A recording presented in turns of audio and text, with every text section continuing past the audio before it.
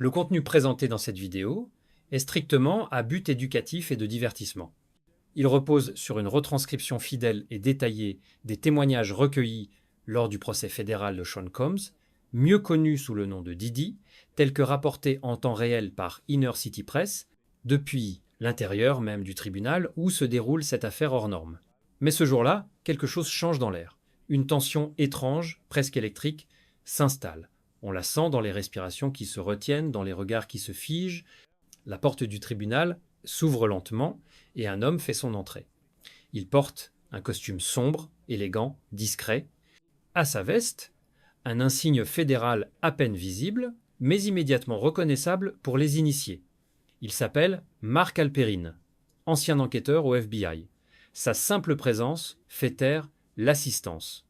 Ce n'est pas un témoin anodin, ce n'est pas un figurant dans ce théâtre judiciaire, il est là pour bouleverser le récit, pour le faire basculer dans une toute autre dimension. Ce qu'il s'apprête à dire dépasse de loin les dérapages habituels du monde des célébrités. Il parle d'un réseau, d'un système invisible, mais bien réel.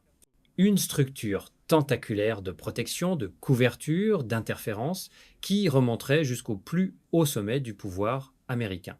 Et dans ses premières déclarations, un nom apparaît, Barack Obama. Celui qui, pour des millions, symbolisait l'espoir, la rupture avec un ancien monde. Celui qui pourrait, selon Alperin, avoir été indirectement mêlé aux mécanismes silencieux qui ont protégé Sean Combs pendant des décennies. Alperin avance une thèse glaçante. L'impunité de Diddy ne serait pas le fruit du hasard, ni même le produit d'une défense juridique exceptionnelle. Elle résulterait de son rôle dans un système, de sa capacité à rendre des services, de ses connexions avec certaines figures influentes de la politique, de la culture et de la finance, des alliances implicites où le silence est récompensé et où l'information devient une monnaie d'échange. L'audience retient son souffle. Et alors que la salle retrouve un semblant de calme, un autre individu fait son entrée. Aucune annonce officielle ne le précède. Aucun protocole. Aucun nom prononcé à voix haute. Il avance avec lenteur, tenant une mallette noire à la main. Le magistrat le fixe avec insistance, puis lui adresse un simple hochement de tête. Ce geste, discret mais lourd de sens, signifie que tout le monde sait déjà qui il est. Il n'a pas besoin d'être présenté. Il est attendu, il est connu, il est redouté. Il s'agit d'un témoin hors du commun, un homme désigné simplement sous l'appellation de agent spécial. Pendant plus de 2 décennies, cet homme a œuvré dans les recoins les plus obscurs de l'appareil fédéral. Il a servi dans les divisions les plus sensibles du FBI, celles chargées de démanteler les réseaux du crime organisé, de traquer la corruption au cœur même des institutions, d'enquêter sur les plus hauts échelons du pouvoir. Ce qu'il sait dépasse les limites de la simple enquête criminelle. Et aujourd'hui, pour la première fois, il parle devant un tribunal fédéral, sous serment, sous les projecteurs. Devant le peuple américain et le reste du monde, il avance jusqu'à la barre, s'installe lentement, puis pose sa mallette sur le pupitre. Il l'ouvre d'un geste précis, presque cérémoniel. Il en extrait un dossier noir, volumineux, garni de documents, de preuves matérielles et de notes confidentielles. Son visage reste impassible. Il évite soigneusement de croiser le regard de Sean Combs, resté figé à la table de la défense, les mâchoires serrées, les mains crispées. L'agent ne regarde pas non plus le jury. Il se penche vers le microphone, ajuste sa voix, puis déclare calmement « Je surveille M. Combs et ses activités commerciales depuis plus de 20 ans. Cette surveillance n'a rien de nouveau. Ce qui change aujourd'hui, c'est que nous sommes enfin autorisés à en parler. » Un murmure traverse la salle. Le juge lui fait signe de continuer. Ce qui va suivre ne sera pas un simple témoignage, mais une dissection minutieuse. Une opération chirurgicale sur un système invisible, impalpable, mais omniprésent.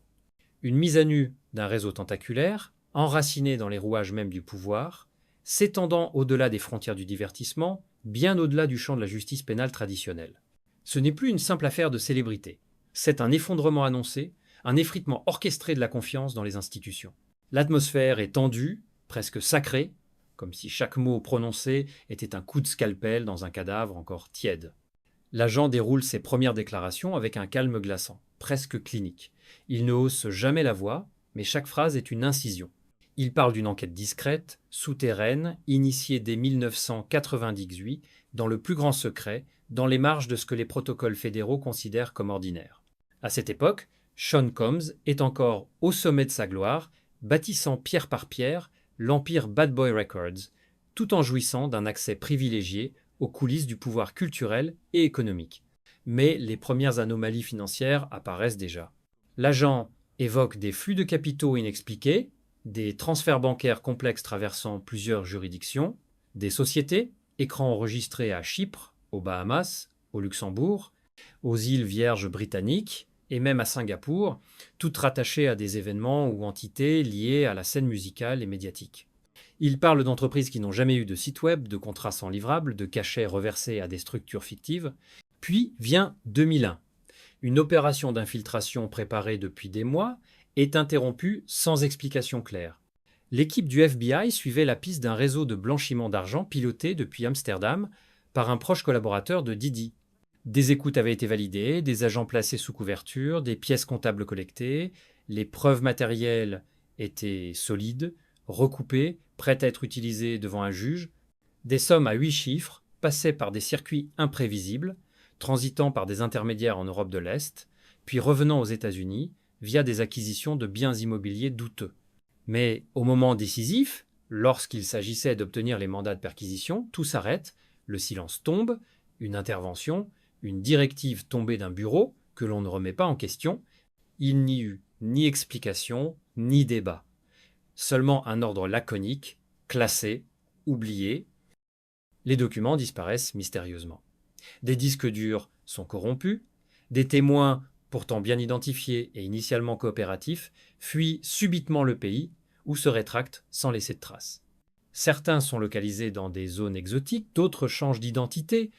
Des agents de terrain, trop curieux, trop impliqués ou simplement trop efficaces, sont brusquement réaffectés dans d'autres États. Un d'eux, dit l'agent, fut muté dans un service de douane en Alaska en l'espace de 48 heures, après avoir déposé une demande d'enquête approfondie sur un compte lié à une société écran domiciliée à Nassau. Un autre se retrouve affecté à un poste de surveillance de la pêche au large des côtes de l'Oregon, loin de toute activité liée à la criminalité financière. Une force invisible mais terriblement efficace semble neutraliser toute tentative de percer ce mystère. Ce n'est pas une coïncidence, ce n'est pas une série de malchances, c'est un nettoyage programmé, pensé, méthodique, opéré par des mains expertes, dissimulées derrière des murs d'opacité administrative et d'influence croisée.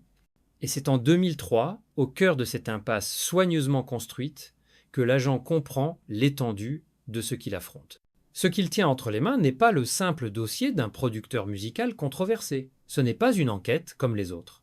C'est le fil d'Ariane d'un mécanisme plus vaste, d'une architecture souterraine aux ramifications internationales. Un système d'échange de faveurs, de compromissions mutuelles, de garanties politiques déguisées, de loyauté achetée au prix fort. Didi n'est pas seulement influent. Il est utile, inestimablement utile à un système qui dépasse la musique, qui infiltre les médias, la diplomatie, les think tanks, les grandes fondations caritatives et jusqu'aux directions de certaines agences de sécurité privées. Il est une interface, une passerelle entre des mondes qui n'auraient jamais dû se croiser. Il incarne le chaînon manquant entre l'apparente innocuité du divertissement et les stratégies de pouvoir les plus sombres. L'agent commence alors à cartographier les connexions, des soirées organisées dans des résidences sécurisées, sur des îles privées, dans des domaines inaccessibles au commun des mortels, souvent gérés par des holdings opaques.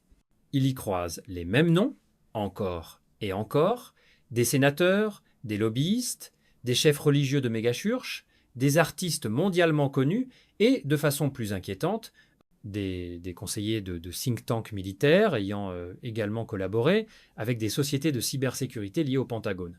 Ces fêtes ne sont pas des divertissements, ce sont des échanges, des rites initiatiques, des transactions humaines, symboliques, politiques, où le secret, la loyauté, l'endettement mutuel et la compromission forment la seule monnaie d'échange valable.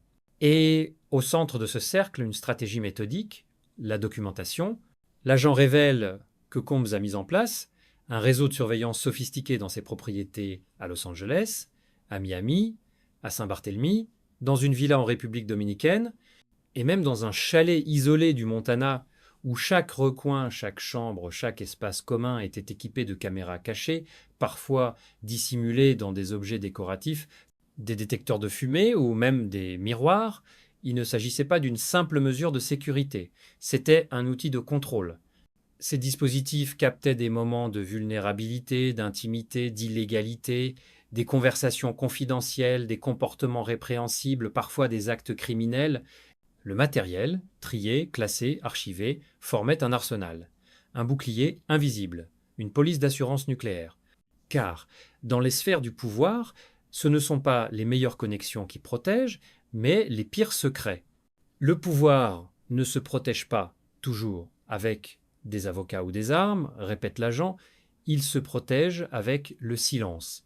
Un silence lourdement négocié, un silence contractuel, soutenu par la peur, la dette et parfois par l'autodestruction programmée de ceux qui osent parler. Puis, sans prévenir, il déroule l'image qui va tout faire basculer. Une photographie en haute résolution, datée précisément du 3 août 2014, prise lors d'un dîner ultra select à Martha's Vineyard. 3 hommes, dans une lumière tamisée, loin des projecteurs et des caméras de presse, Sean Combs, l'ancien président Barack Obama et le révérend Al Sharpton. Leur posture est détendue, mais la composition de l'image laisse deviner un échange grave. Aucun enregistrement officiel, aucune mention dans les programmes publics, pas de tweet, pas de traces dans les archives journalistiques. L'événement, pourtant très formel dans sa mise en scène, est totalement effacé de toute communication institutionnelle. Selon les notes manuscrites de l'agent spécial, confirmées par 2 témoins désormais sous protection fédérale, cette réunion n'avait rien d'une simple rencontre amicale. Elle s'inscrivait dans une série de conciliabules discrets, orchestrés loin des regards, dans un cycle bien huilé de réunions confidentielles. On y abordait des stratégies politiques, des échanges de données sensibles, des négociations impliquant l'influence sur certaines zones électorales et potentiellement des contreparties financières ou institutionnelles. L'objectif ? Maintenir un équilibre fragile, invisible, mais vital entre plusieurs pôles d'influence, mais l'électrochoc ne s'arrête pas là. L'agent ouvre un second compartiment de sa mallette, en extrait une clé USB ultra sécurisée et la confie au greffier sous scellé. Le contenu est d'abord consulté à huis clos, hors de portée des journalistes. Il s'agit d'un enregistrement vocal capté lors d'un appel privé. La voix y est claire, nette, analysée et authentifiée par des experts du renseignement acoustique. Sans ambiguïté, elle est attribuée à Sean Combs. On l'entend affirmer qu'il a facilité et influencé l'issue du vote dans 5 circonscriptions critiques en échange d'un ensemble de garanties.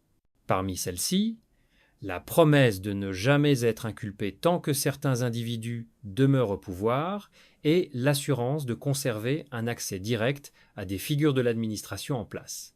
Un frisson parcourt la salle d'audience, ce n'est plus simplement une affaire de justice, c'est une onde de choc politique.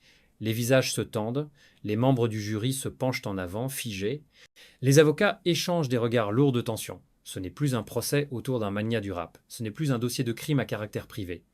C'est une remise en cause des fondements même de l'état de droit, de la séparation entre pouvoir judiciaire et pouvoir exécutif, de l'indépendance supposée des institutions démocratiques. Le témoignage suggère non seulement une manipulation des mécanismes juridiques, mais aussi une infiltration intentionnelle des rouages du pouvoir par un individu disposant de ressources, de relations et d'un sens stratégique hors normes. Sean Combs, loin d'être un simple artiste controversé, apparaît alors comme un agent d'influence hybride, un acteur clandestin d'une guerre silencieuse entre réseaux de pouvoir, et lorsque l'agent conclut, d'une voix ferme, contenue mais sans appel, M. Combs ne stockait pas ses enregistrements pour satisfaire son ego, il les gardait pour sa survie. Dans un monde où la vérité est une menace, il a choisi de posséder les mensonges des autres. Et dans un monde dirigé par des mensonges, celui qui détient les preuves n'a plus besoin de courir. Il attend qu'on le rejoigne, la salle reste pétrifiée. Pas un mot, pas un souffle. Seules les respirations saccadées trahissent la sidération collective. Tout le monde comprend, ce procès n'est plus un événement judiciaire. C'est la fissure d'une façade. Une brèche béante dans le théâtre, soigneusement construite de la respectabilité politique, culturelle et médiatique. et le rideau, lentement, vient à peine de se lever. Derrière, c'est pas un homme qui est jugé, c'est un système tout entier mis à nu.